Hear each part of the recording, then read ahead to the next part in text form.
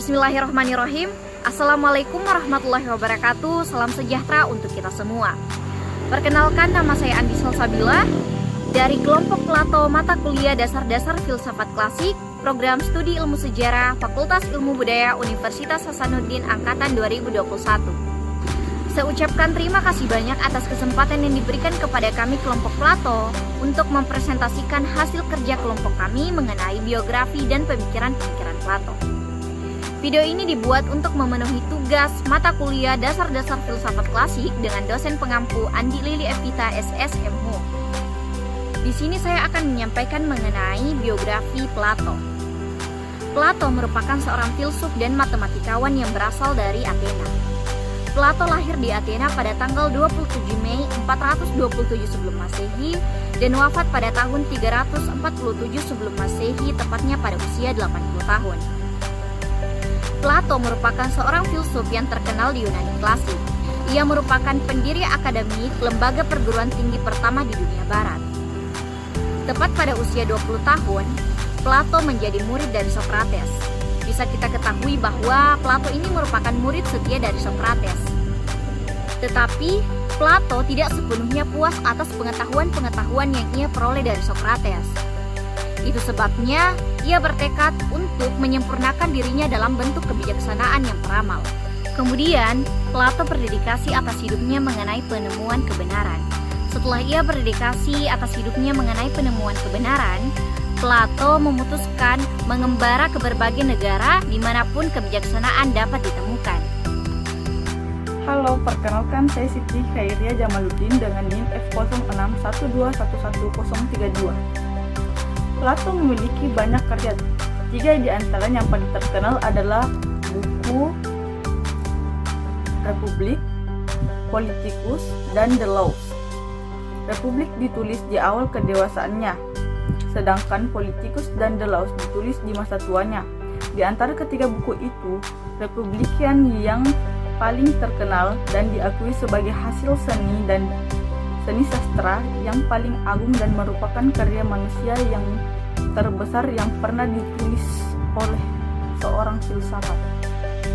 Adapun pemikiran Plato yang tentang manusia yang tak lekang dari dualisme yang memerangkap idealismenya yang diajarkan oleh Pythagoras. Plato memiliki pandangan yang sama, yaitu memandang manusia terdiri dari roh dan badan. Pemikiran Plato tentang etika adalah etika bersifat intelektual dan rasional. Dasar ajarannya adalah mencapai budi yang baik.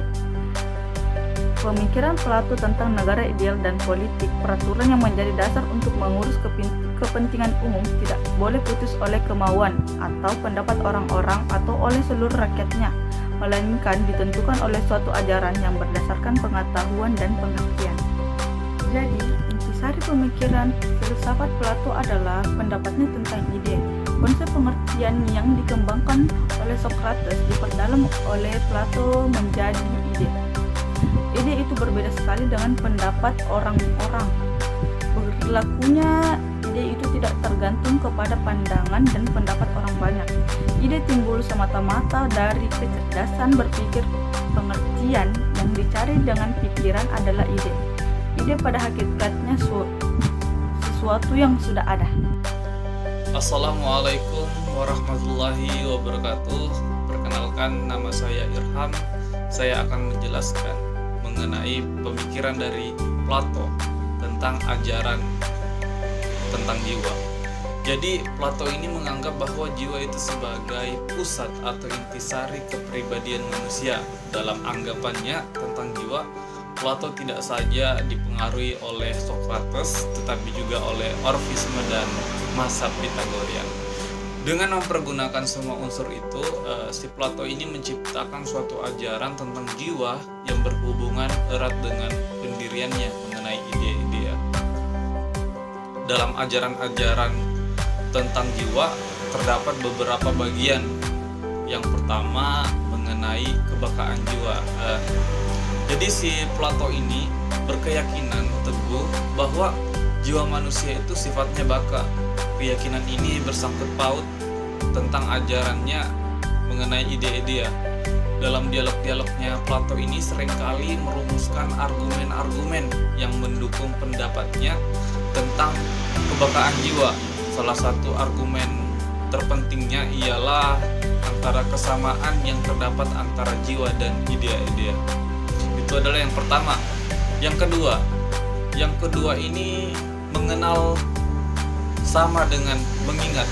Jadi menurut Plato, jiwa itu bukan saja bersifat baka, dalam arti bahwa jiwa tidak akan mati pada saat kematian badan atau immortalial, melainkan juga bersifat kekal karena sudah ada sebelum hidup di bumi ini. Sebelum bersatu dengan badan, jiwa sudah mengalami suatu praeksistensi di mana ia memandang idea-idea. Plato berpendapat bahwa pada ketika itu tidak semua jiwa melihat hal yang sama. Ada jiwa-jiwa yang melihat lebih banyak daripada jiwa-jiwa yang lain. Tetapi biarpun hanya sedikit saja, tiap-tiap jiwa mesti telah melihat sesuatu dalam kerajaan idea itu sendiri. Berdasarkan pendiriannya mengenai praeksistensi jiwa, Plato merancangkan suatu teori tentang pengenalan. Buat dia, pengenalan pada pokoknya tidak lain daripada peringatan akan idea-idea yang lebih dilihat pada waktu praeksistensi itu bila manusia lahir di bumi ini. Pengetahuan tentang idea-idea itu sudah menjadi kabar. Itu adalah yang kedua. Yang ketiga yaitu bagian-bagian jiwa. Pendirian Plato tentang 3 fungsi jiwa tentu merupakan kemajuan besar dan pandangan filsafat tentang manusia. Bagian pertama ialah bagian rasional, bagian kedua ialah bagian keberanian, dan bagian ketiga ialah bagian keinginan. Bagian keberanian dapat dibandingkan dengan yang kita maksud dengan kehendak, sedangkan bagian keinginan memungkinkan hawa nafsu. Plato menghubungkan ketiga bagian jiwa masing-masing dengan salah satu keutamaan tertentu. Bagian keinginan mempunyai pengendalian diri sebagai keutamaan khusus. Untuk bagian keberanian, keutamaan yang spesifik ialah kegagahan, dan bagian rasional dikaitkan dengan keutamaan kebijaksanaan. Di samping itu ada lagi keadilan yang tugasnya ialah menjamin keseimbangan antara ketiga bagian jiwa. Dengan demikian, Plato menggabungkan keempat keutamaan yang terpenting yang kemudian menjadi klasik. Dalam bahasa Inggris, keempat keutamaan ini disebut the cardinal virtues. Assalamualaikum warahmatullahi wabarakatuh. Di sini saya akan menjelaskan tentang pokok pikiran dan ajaran Plato.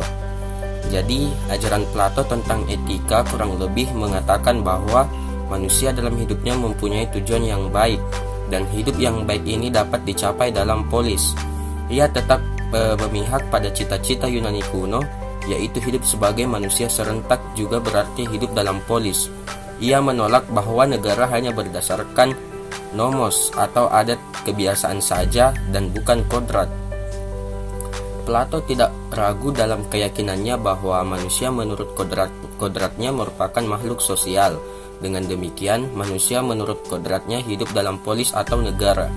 Menurut Plato, negara terbentuk atas dasar kepentingan yang bersifat ekonomis atau saling membutuhkan antara warganya. Maka terjadilah suatu spesialisasi bidang pekerjaan, sebab tidak semua orang bisa mengerjakan semua pekerjaan dalam satu waktu. Polis atau negara ini dimungkinkan adanya perkembangan wilayah karena adanya pertambahan penduduk, dan kebutuhan pun bertambah sehingga memungkinkan adanya perang dalam perluasan ini. Dalam menghadapi hal ini, maka di setiap negara harus memiliki penjaga-penjaga yang harus dididik khusus. Ada 3 golongan dalam negara yang baik, yaitu pertama, golongan penjaga, yang tidak lain adalah para filsuf yang sudah mengetahui yang baik dan kepemimpinan dipercayakan pada mereka. Kedua, pembantu atau prajurit. Dan ketiga, golongan pekerja atau petani yang menanggung kehidupan ekonomi bagi seluruh polis. Plato tidak begitu mementingkan adanya undang-undang dasar yang bersifat umum, sebab menurutnya keadaan itu terus berubah-ubah dan peraturan itu sulit disamaratakan. Itu semua tergantung masyarakat yang ada di polis tersebut. Adapun negara yang diusulkan oleh Plato berbentuk demokrasi dengan monarki, karena jika hanya monarki maka akan terlalu banyak kezaliman, dan jika terlalu demokrasi maka akan terlalu banyak kebebasan, sehingga perlu diadakan penggabungan, dan negara ini berdasarkan pada pertanian, bukan perdagangan. Hal ini dimaksudkan menghindari nasib yang terjadi di Athena. Mungkin itu saja yang dapat saya paparkan. Terima kasih.